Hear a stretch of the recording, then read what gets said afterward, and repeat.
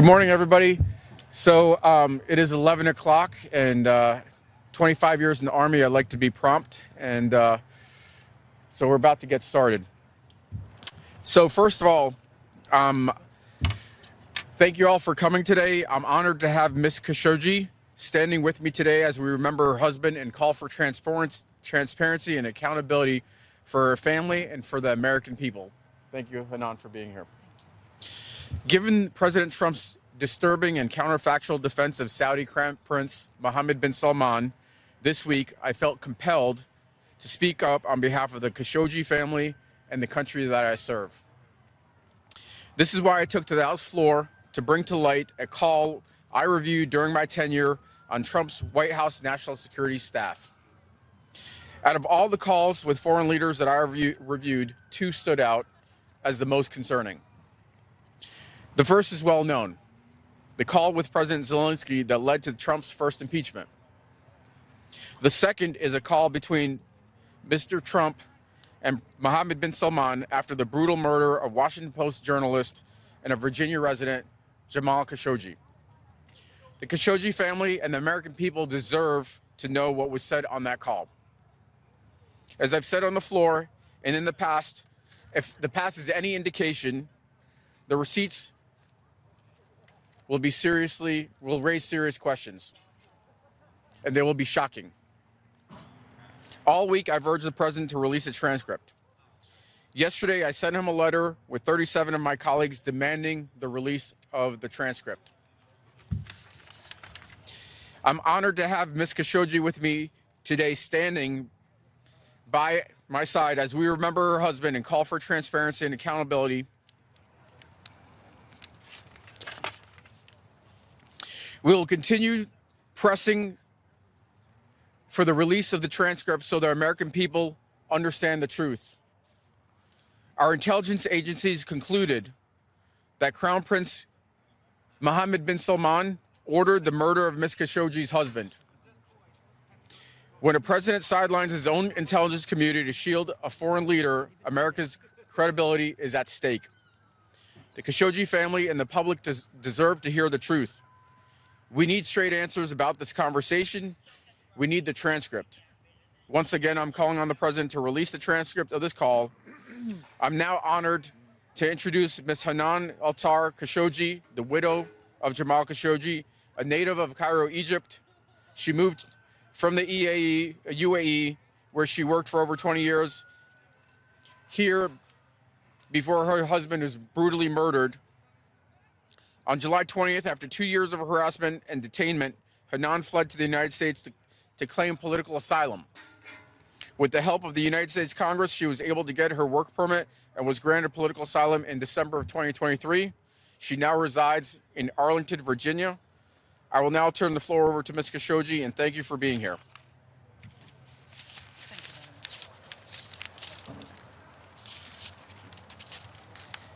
Good morning, everybody, and thank you for attending this event. And I would love to thank Congressman Vendman and Congressman Mr. Jimmy Raskin as well for all of the support for the truth and saving the democratic of America. I'm very proud of all of you. I was born, my name is Hanan, I born in Egypt, I grown up in Dubai. My name is Hanan, I born in Egypt, I grown up in Dubai. Where I was working as well as a cabin crew with Emirates Airlines for 22 years, where I did have the privilege to meet Jamal in 2009. The relation continue and is getting stronger since 2009 because we realize we are like a twin. He's Adam and I'm Eve. We meet in all of our opinion.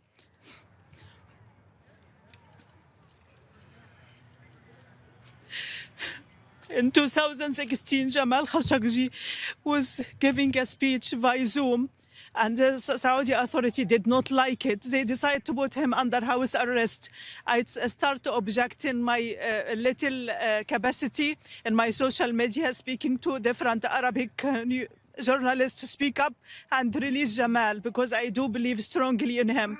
Jamal was very kind man, stable man, and a transparent man. Whatever he see in, he say it in a camera. He used to say it in our house after we got married.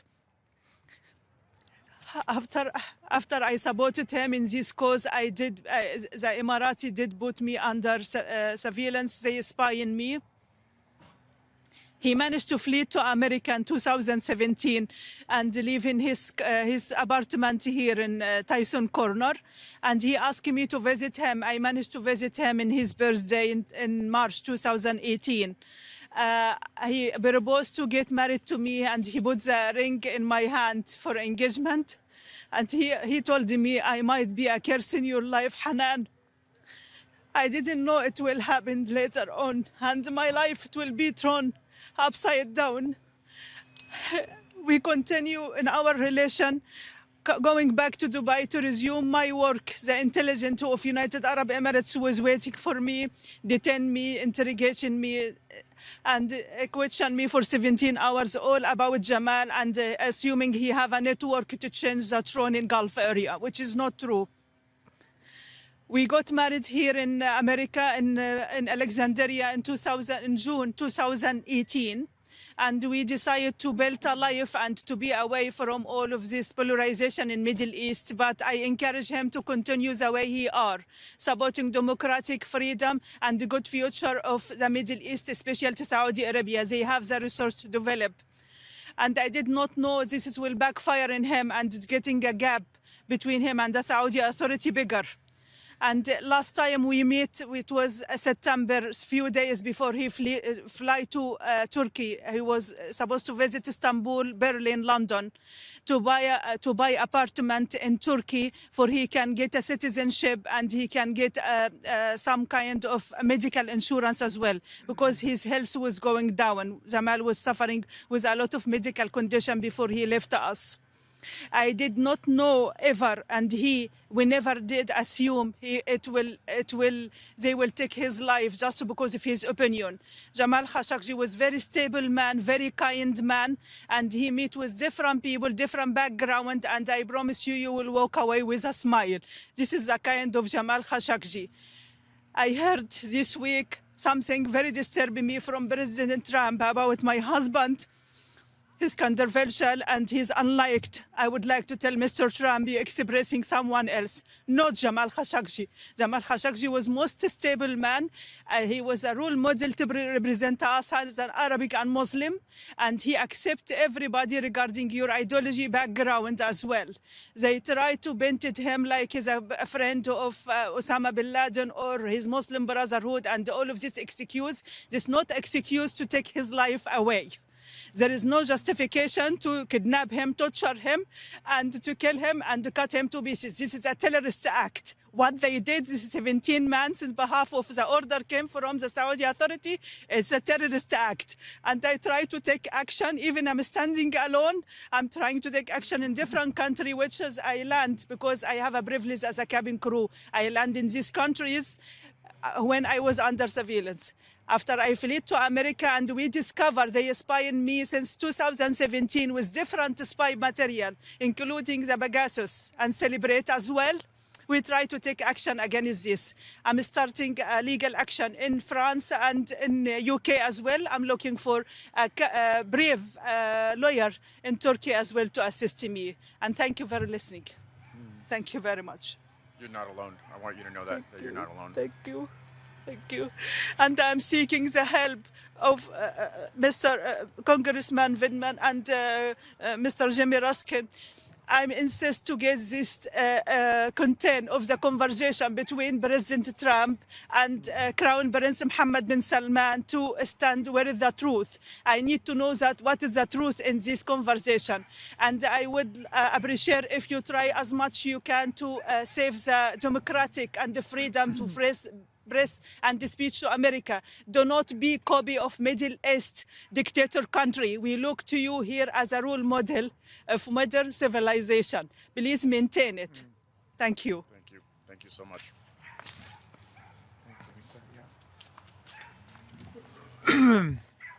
I want to thank Congressman Vindman for his leadership in making sure that Jamal Khashoggi is not forgotten, and that we will stand always with Mrs. Khashoggi in the search for truth and justice about what happened.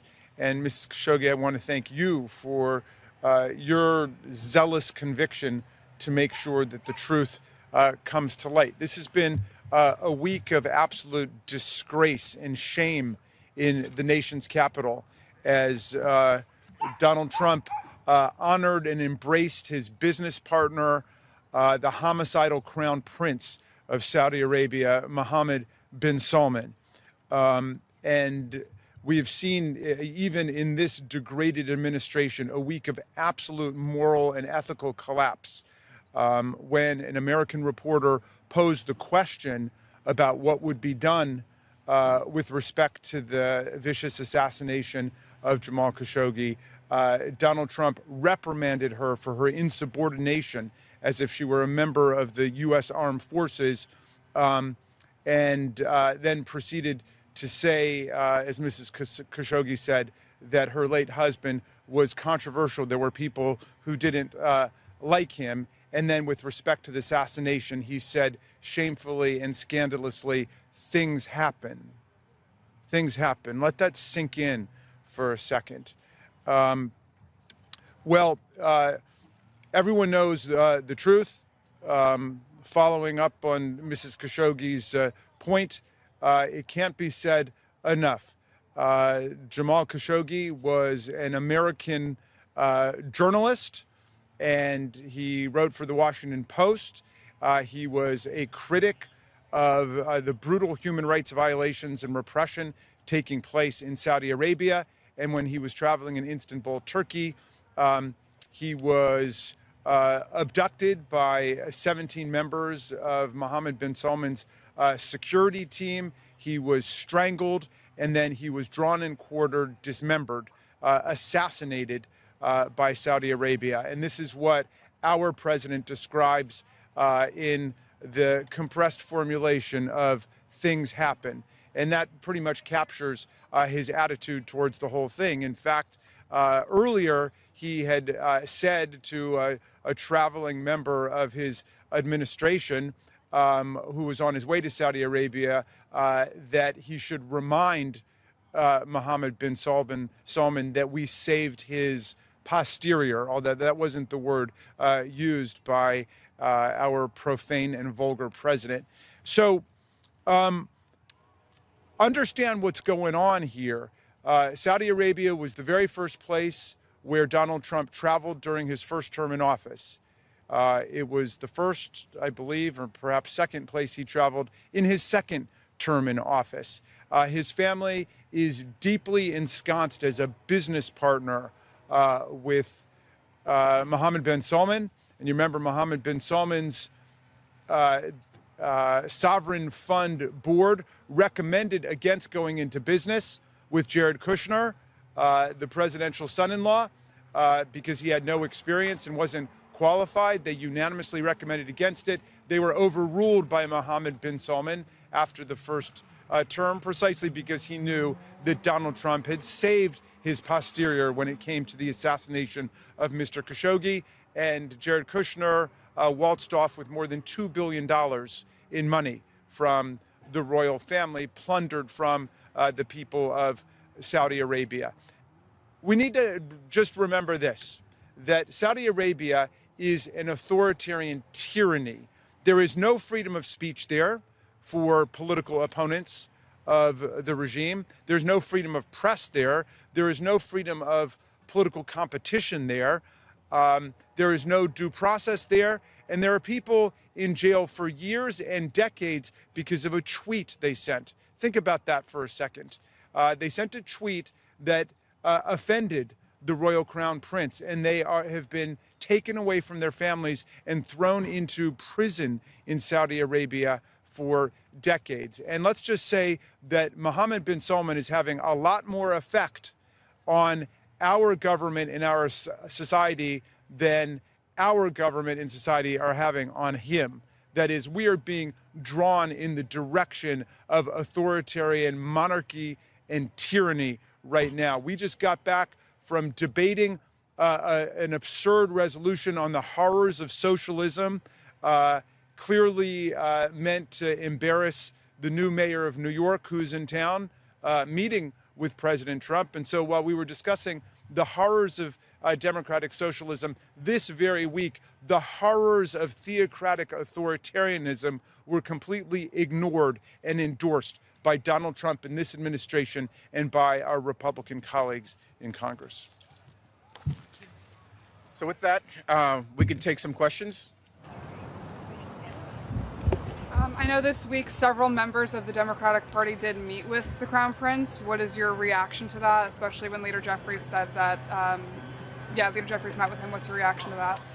Look, I think that we, as the preeminent power on the planet, as a leader really up till recent times of the democratic free world, we have to deal with nations, sometimes unsavory nations. We may take meetings with the leader of North Korea and China and Russia and Saudi Arabia for that matter. But that doesn't mean we don't recognize them for who they are, that we whitewash their record, that we try to wipe away history, and in this case, a brutal murder, which is what the president did. And that's what really spurred me to action. As I said, there were two calls that were particularly concerning to me during my time at the White House: the Ukraine call and this call. And I think, given what we've seen in the ensuing years and the president's own comments and the Woodward book, where he said that he saved MBS's ass, and how much profit he and his family have received from Saudi Arabia, I think releasing the call and the truly brutal facts and circumstances that we're very well aware of are critically important for the American people to understand, and also to provide Ms. Khashoggi some closure, that her husband's life was meaningful. Yeah, absolutely. Yeah, but I'm not exactly sure what transpired in terms of the contents of those meetings, and I'm hoping to get a readout. I certainly hope that any colleagues who met with the Royal Crown Prince or anybody else in his staff used the opportunity to press the case of hundreds of political and religious prisoners rotting in Saudi jails right now. What's the process for releasing the transcript? I mean, can the Congress do anything in that regard? And I also have an unrelated question. Since, given your background, what do you make of the peace deal proposal or peace plan? Yeah, so to your first question, look, obviously Congress can act.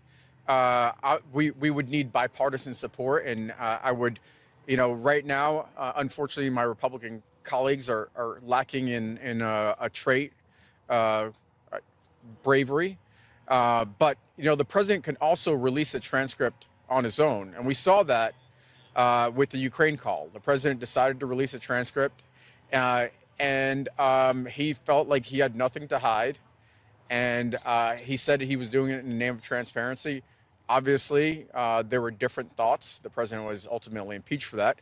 But if the president has nothing to hide in this call that I'm referring to, he can release that as well.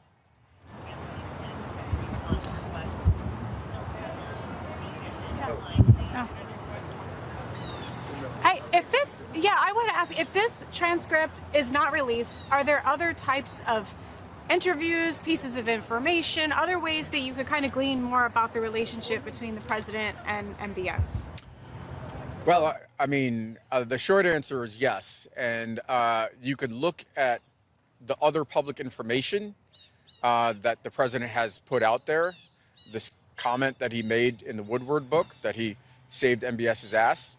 You could look at all of the different transactions that the president has been involved in and his family. But you could also, I think you would need to go back to an earlier point, and the conversation might be that point, where you can see where there was an offer of something, and then in exchange, the president got something in return. And so I think you could look at the entire course of conduct, and frankly, in my opinion, that call was shocking.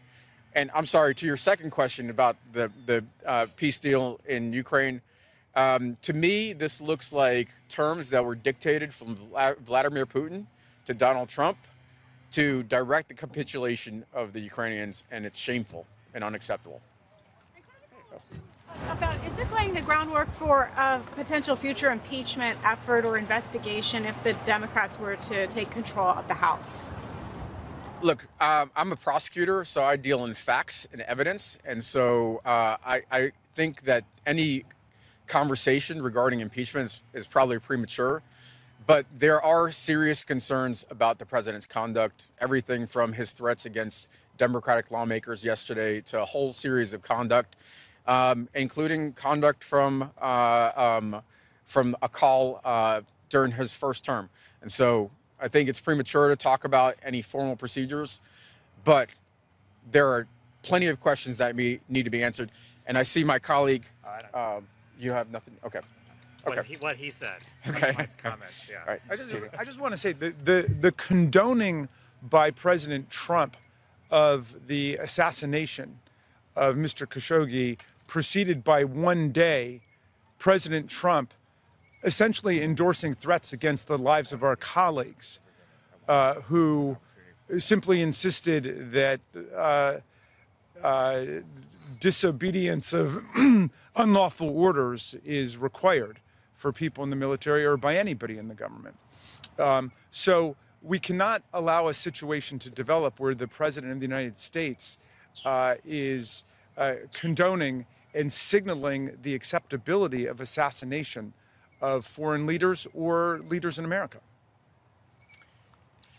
I know you can't say exactly what is on the call due to classification, but can you be at least general about why the call was concerning to you? Just give us anything more specific than just saying that it's shocking. Well, look, I think I've been specific in describing the facts and circumstances, using the terminology of quid pro quo, the ensuing benefits that the president reaped. That's as specific as I am prepared to be. I think we need to demand that the president be transparent, that he release the call transcript, that he is transparent with the American people, and frankly provide some closure to Ms. Khashoggi. So I think we'll wrap it there, and I just want to say thank you again for being out here, for being brave, and for continue to fight for your husband. Thank you. I really appreciate it. Thank you.